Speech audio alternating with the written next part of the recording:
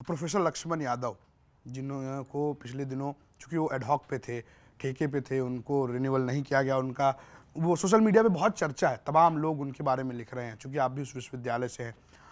उनके जो आरोप हैं, जो ये कहा जा रहा है कि खासकर एक खास विचारधारा के लोगों को, एक खास किस्म की बात करने वाले लोगों को टारगेट किया जा रहा है, आपको क्या लगता है?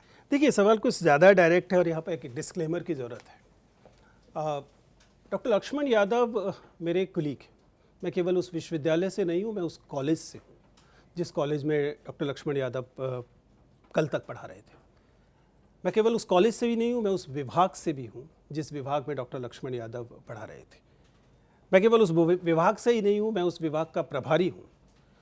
इसलिए उस सिलेक्शन कमेटी में मैं एक सदस्य के तौर पर शामिल था जिसने डॉक्टर लक्ष्मण यादव को नौकरी ना देने या उनकी नौकरी छीन लेने का फैसला किया।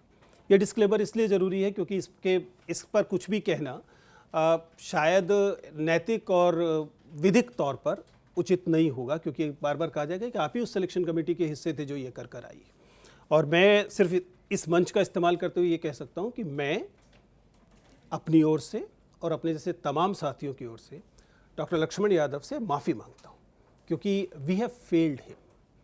आई नो एज अ कलीग कि लक्ष्मण यादव जैसे शिक्षक संस्थानों को आसानी से नहीं मिलते हैं, उनको गढ़ना पड़ता है।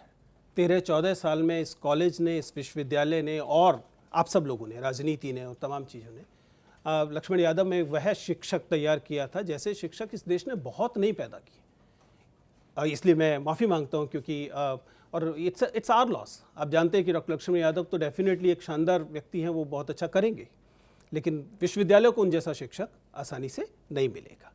तो लेकिन मूल सवाल पे, जनरल सवाल पे, लक्ष्मण यादव, डॉक्टर लक्ष्मण यादव क्योंकि वो दोस्त भी हैं तो मैं कहूँगा तो ये कहेगा कि अपने दोस्त के बारे में बात करें, तो उसको तो हम छोड़ देते हैं।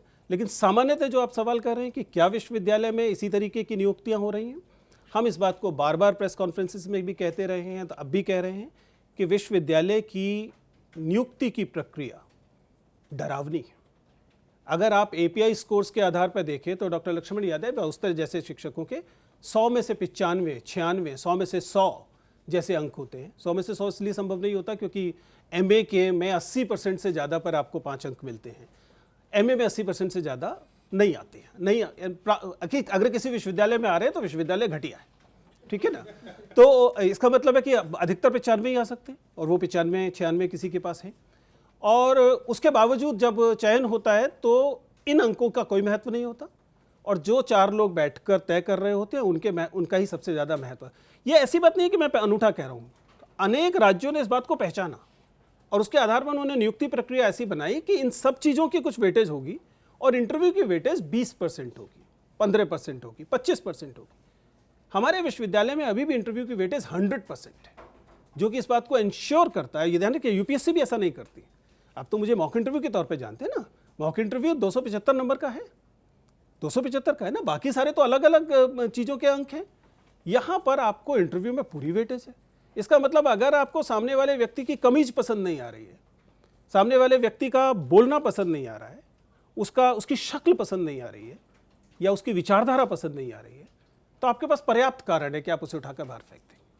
और ऐसा विश्वविद्यालय में पिछले दिनों लगातार हुआ है। लोगों को उनकी जाति के कारण, लोगों को उनके धर्म के कारण, लोगों को उनके वैचारिक झुकावों के कारण, लोगों को उनकी शक्ल सूरत के कारण, लोगों को उनकी पास्ट में किसी हो गई लड़ाई झगड़े के कारण चीज़ों से निकाल बाहर किया गया है। और ऐसे ऐसे लोगों को बाहर किया गया जो 15 साल से पढ़ा रहे थे, 20 साल से पढ़ा रहे थे, 25 साल से पढ़ा रहे थे। 25 साल तक वह अगर वह अयोग्य व्यक्ति था तो बताइए कि 20 साल तक क्या वह क्लासरूम को बर्बाद कर रहा था? आप उसे करने दे रहे थे? तब आप पर यह सवाल नहीं उठना चाहिए कि आप इतने अयोग्य व्यक्ति को इतने सालों तक अपने विद्यार्थियों के भविष्य के साथ कैसे खेलने दे रहे थे? आपको विजेंद्र चौहान से पूछना चाहिए ना कि आप उसी विभाग में हैं। अगर लक्ष्मण यादव 13 साल के बाद आप कह रहे हैं कि अच्छे शिक्षक नहीं थे, तो क्या आपकी जिम्मेदारी नहीं थी कि अपने विद्यार्थियों को 13-14 साल तक बचाते ऐसे शिक्षक से? लेकिन सच्चाई ये है कि दरअसल सत्य कहीं और है। ये फिर से मैं कह रहा हूँ, ये मिस्टर मोदी के किया हुआ काम नहीं है। ये इससे पहले भी हो रहा था, 2014 से पहले भी हो रहा था, लेकिन इस पैमाने पर नहीं हो रहा था, क्योंकि वे लोग जो आज नियुक्तियां करने आ रहे हैं उनकी नियुक्तियां कब हुई थी? वो तो एक वैचारिक आग्रह के व्यक्ति हैं ना, वे आरएसएस के व्यक्ति होंगे, वो भाजपा के व्यक्ति होंगे, वो दक्षिणपंथी व्यक्ति होंगे, लेकिन उनकी नियुक्तियां तो 2014 के बाद नहीं हुई है ना। इसका मतलब 2014 से पहले ऐसे लोगों की नियुक्तियों के लिए एक विंडो थी ना, कि ठीक है इस व्यक्ति का वैचारिक ही दूसरी है, लेकिन पढ़ने लिखने वाला व्यक्ति ऐसे नौकरी दी जा सकती है। क्लासरूम में डाइवर्सिटी होनी चाहिए, स्टाफ रूम में डाइवर्सिटी होनी चाहिए, लेकिन अब ये गुंजाइश लगभग समाप्त हुई। अगर आप विश्वविद्यालय में जाकर पूछे कि ऐसे कितने लोग हैं जिनकी वैचारिकी वर्तमान डिस्पेंसेशन को पसंद नहीं आ रही है, फिर भी उनकी नियुक्तियां हो रही हैं, आप पाएंगे कि ऐसे लोग मुट्ठी भर हैं। मैं ये नहीं कह रहा कि बिल्कुल नहीं है, लेकिन मुट्ठी भर है। तो नियुक्तियों की प्रक्रिया को में सुधार की ज़रूरत तो निश्चित तौर पर है, और उसमें बहुत आसान तरीका, स्ट्रक्चरल चेंजेज हैं और कुछ नहीं। आप इंटरव्यू के वेटेज कम कर दीजिए, अनुभव की वेटेज थोड़ी बढ़ा दीजिए, अचानक आप पाएंगे कि विश्वविद्यालय में नियुक्तियों का टेक्सचर बदल जाएगा।